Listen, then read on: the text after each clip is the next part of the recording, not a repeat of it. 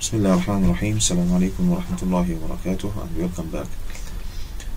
In this section we will study the instability of acetylcholine and how we can improve its stabilities.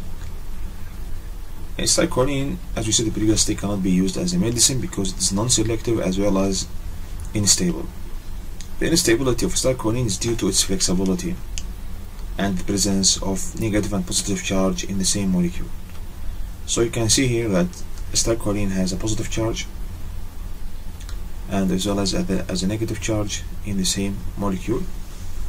Although this charge is electrostatic, while the other charge is inductive charge, means electrons are pulled toward this electronegative oxygen.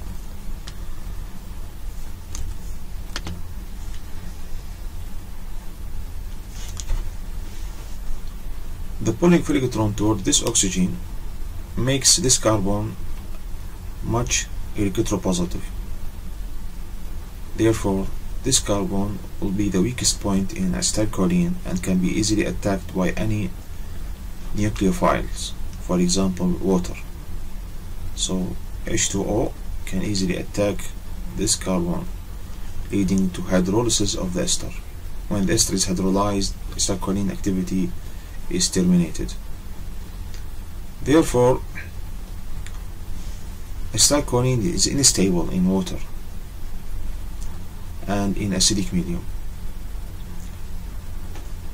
The cause of this instability is that this positive charge, when approaches this electronegative oxygen, it will further pull electrons from this oxygen, which will in turn pull electrons from this carbon, making the carbon much more electropositive and much more prone to water hydrolysis. So to prevent this effect, we need to prevent the positive charge nitrogen from approaching the negative charge oxygen. Or we can try to make this carbon more electronegative or less electropositive. So there are two approaches where we can improve the stability of acetylcholine, either preventing this positive charge from approaching the electronegative oxygen or giving electrons to this carbon. So we have two approaches.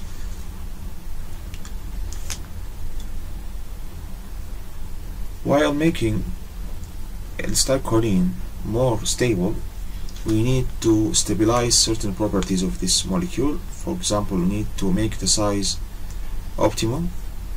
We should preserve the pharmacophore of the molecule when we increase stability toward the acid and esterases. Also, we need to have a more selective acetylcholine analog. So all of these are requirements from the designed acetylcholine analog. Should we have a correct size to fit the pocket? We should preserve the pharmacophoric features of the molecule. We should make the molecule more stable toward acid and esterases, and we should also make the molecule more selective to be used for a certain type of receptors. So these are the main requirements required from the designed acetylcholine agonist. How we can improve the stability? As we said previously, we have two approaches to make the molecule more stable. Either we prevent the positive charge nitrogen from approaching the electronegative oxygen, or we feed electrons to the carbon to make it more electronegative or less electropositive. The first approach is called shielding. We want to shield the ester from nucleophilic attacks. Shielding the ester, if we want to make a shield for the ester, we also should be precise to make the shield size larger enough to shield the ester from the hydrolysis, but the shield should be small enough to not interfere with the ligand binding to the receptor. So the shield size should be optimum, not too small where it cannot shield, or not too large where it can interfere with the binding of the receptor, binding of the analog to the receptor. Second approach, which we want to feed the electrons, we can feed the electron by attaching a group to the carbonyl carbon and feed electrons. Usually this group is carbamate or urethane. So this is an example for the first approach where we make a shield for the ester. We add methyl to the beta carbon of the acetylcholine. So this carbon is called the alpha carbon, this is the beta carbon. This beta or alpha respond to the quaternary amine. We add methyl group to the beta carbon, and this methyl group will act as a shield to protect the ester from ester hydrolysis. It also prevent or reduce the flexibility of the molecule, and thus prevent this positive charge nitrogen from approaching the negative electronegative carbonyl. So as you can see, the flexibility is interrupted, and so this positive charge cannot easily approach the electronegative oxygen. Thus, and there will be no pulling of electrons. Therefore, the ester group will be maintained. So methylcholine means we add methyl to the choline. Also, this is a beta methylcholine because we add methyl at beta carbon. Methylcholine is 3 times more stable than acetylcholine. Why it is more stable than acetylcholine? Because it is more stable toward hydrolysis. Increasing the shield size increases stability. If we make the methyl ethyl or propyl, the molecule will be more stable. But as long as we increase the size of this group, the activity will be reduced. So there will be a payment. We are paying for the stability. Increasing stability usually is accompanied by decreasing activity. As you can see, the molecule after addition of this methyl group becomes less flexible, and we have a general rule that we said previously: the less flexibility meaning more selective compound. And it is right. This molecule after addition of methyl becomes more selective.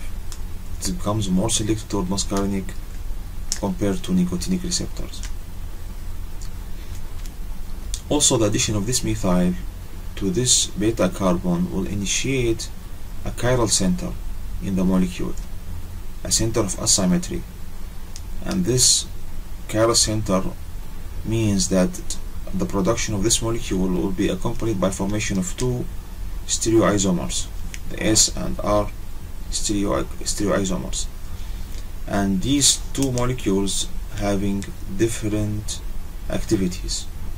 The S molecule is more active than the R molecule, so during synthesis we will have a mixture of the S and R in the production. S enantiomer is more active than the R enantiomer because S enantiomer is more similar to muscarine. As you can see, the methyl group in S enantiomer is toward the front as in muscarine, while for the R enantiomer it is toward the back. If you try to flip this bond, and the methyl will be on the back. So S enantiomer is 240 times more active than R enantiomer. This molecule, even though it is selective and has these properties, the stability properties, not clinically used. Methylcholine. The second approach is to feed electrons to the molecule to make it more stable.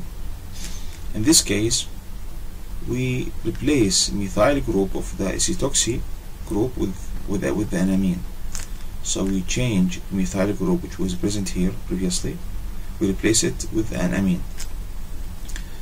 So when this positive charge approaches this oxygen and tries to pull electron from this oxygen, the oxygen also tries to pull electron from the carbon.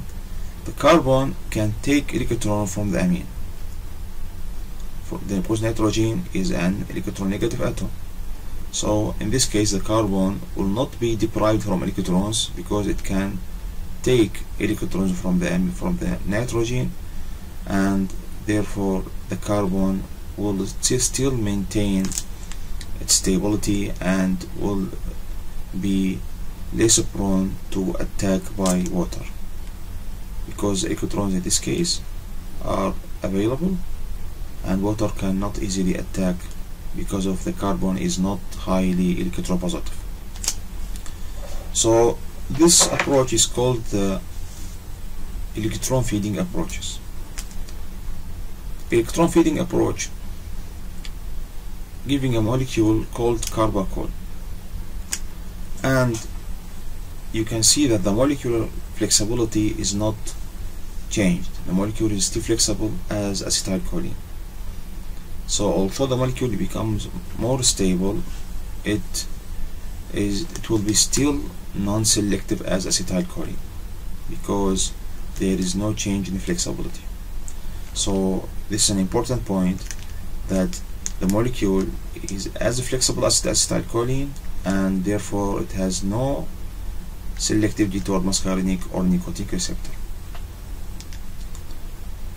This replacement of a methyl group by an amine is called a bioisosteric replacement. Bioisosters are those molecules that have similar shape but different electronic features. Amine and CH3, NH2 and CH3 both have almost similar size, but they have different electronic effect. So in this replacement is usually encountered in drug design. If we have a group which have some problems, we can replace it by another group of the same size but with different electronic properties. So this molecule, the carbachol, is more resistant toward acids and esterases. It has longer half-life. It's also non-selective and can be used topically for glaucoma.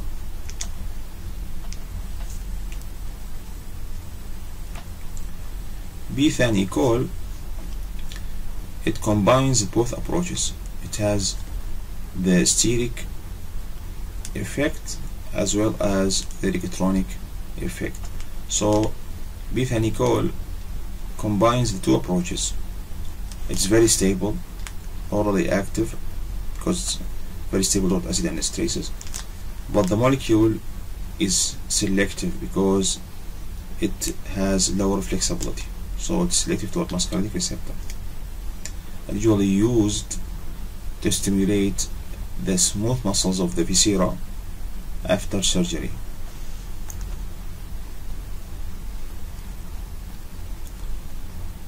Muscarinic selective agonists are used to stimulate the smooth muscles linked to parasympathetic nervous system, the involuntary muscles. Can be used also to treat glaucoma, as we said previously, to stimulate the GIT and urinary tract smooth muscles, to treat certain heart defects by decreasing heart muscle activity and heart rate through action through M2 receptors. So it also has an effect on stimulating the cognitive functions in Alzheimer's patients. The other group of compound which act as muscarinic agonists are plant alkaloids. Of these, the pilocarpine is an example. Pilocarpine is a plant alkaloid derived from Pilocarpus jaworandi, and pilocarpine has its original fingerprint of acetylcholine. Therefore, it can bind to muscarinic receptors. It has an optimum distance between oxygen and nitrogen, therefore it combines easily selectively to muscarinic receptors. Pilocarpine is intended to bind muscarinic receptors in the eye, especially M3 receptors, thus relaxing the channel of Schlemm, which lead to reduction in intraocular pressure. So it is used mainly to treat open-angle glaucoma. However, pilocarpine, since it is non-ionized molecule, is thought to be ionized in the body to produce this positively charged nitrogen, which then interact with the muscarinic receptor. However, in its original state, in uncharged state, it has the ability to penetrate the blood-brain barrier, therefore inducing some CNS effects. Of these is stimulating the M1 brain, which lead to epilepsy. So this generation of epilepsy by using pilocarpine is used experimentally to induce epilepsy in the animals. Pilocarpine is available as ophthalmic solutions, gel, tablets, and as we said, it is not charged. It's a non-charged molecule, so it can penetrate the eye cornea easily, so it can be used topically. Pilocarpine as a molecule, it has a lactone ring. This ring is called the lactone ring,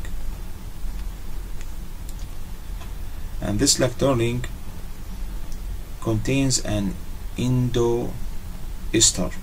It has an ester inside, so it has the same problem of the esters, which means the rapid hydrolysis. So it can be hydrolyzed by water attack to this carbonyl carbon. Water can attack this carbonyl carbon and lead to hydrolysis of this lactone ring. The hydrolysis of this lactone ring will lead to formation of pilocarpic acid, which is an inactive metabolite of pilocarpine. Sometimes this pilocarpic acid can be converted back to pilocarpine by an extraction of a water molecule.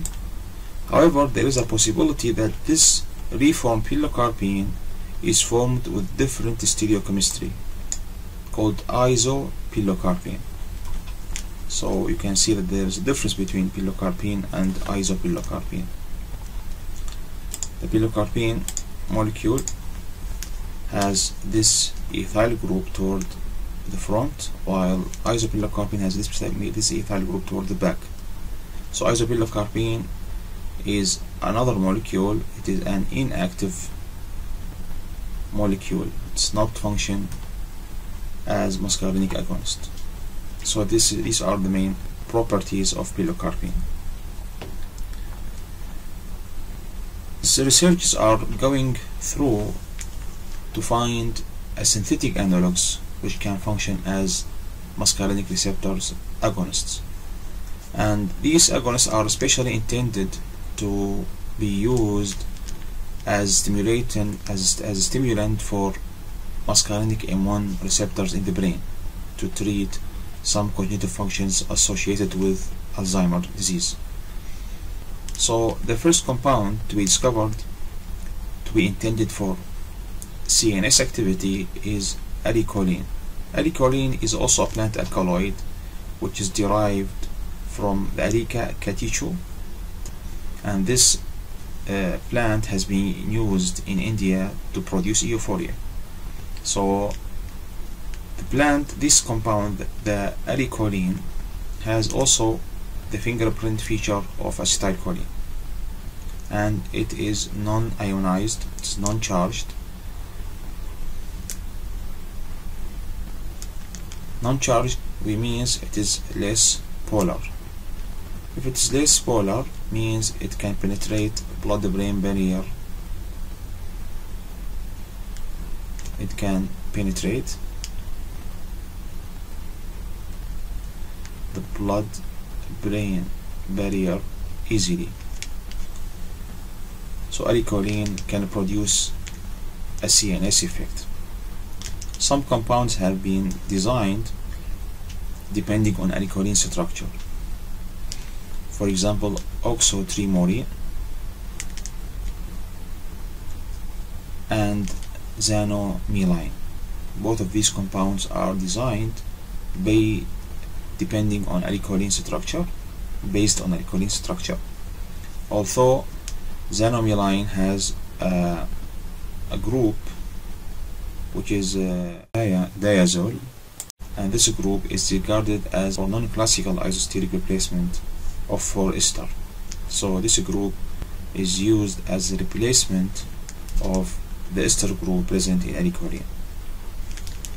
Anyhow, this compound can penetrate the blood-brain barrier and bind M1 and M4 and induce the memory in clinical trials.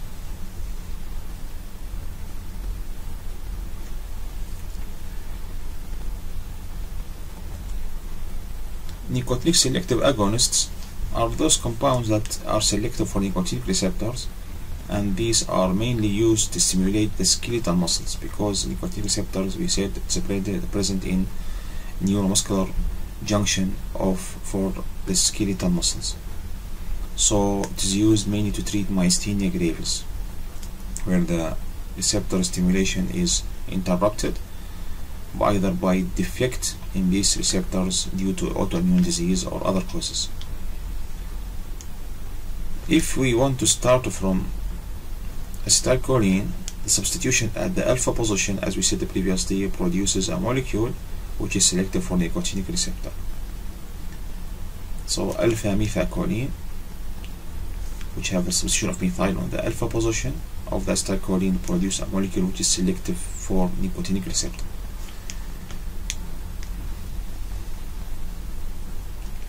Varenicline is a synthetic compound which can be used also to stimulate nicotinic receptor, although it has a partial agonistic effect, means it is not fully agonist, it has a partial agonist activity.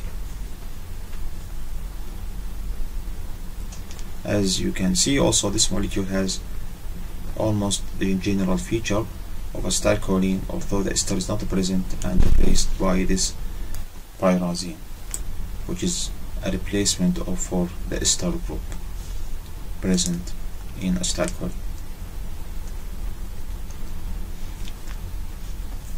Here we want to summarize the effect of the position also of substitution on the choline. Substitution on choline moiety reduces both nicotinic and muscarinic activities, but by different extents. As we said, any substitution on the choline moiety leading to reduction in the molecular activity, because the molecule becomes less similar to acetylcholine. However, this reduction in activity is different on different receptors. For example, an alpha substitution on the alpha position makes a compound which is more selective to nicotinic than muscarinic. The compound becomes less active, and it is much less active on muscarinic compared to nicotinic. Substitution on beta position makes a compound also less active, but it is much less active on nicotinic than on muscarinic receptor. So the position of substitution will affect the selectivity. Also, the rate of hydrolysis will also be different. The shielding of the group, if present on beta side, is much more better than the shielding for the group if it's based on the alpha side. So the ester shielding is better if the substitution is on the beta carbon. Therefore, the beta methylcholine are more resistant to hydrolysis than the alpha methylcholine. So the rate of hydrolysis of racemic acetyl beta methylcholine is about 50% of acetylcholine. So it's more resistant to hydrolysis. While for alpha methylcholine, it is around 90% of that of acetylcholine, because the shielding is weaker, because the group is far away from the ester group.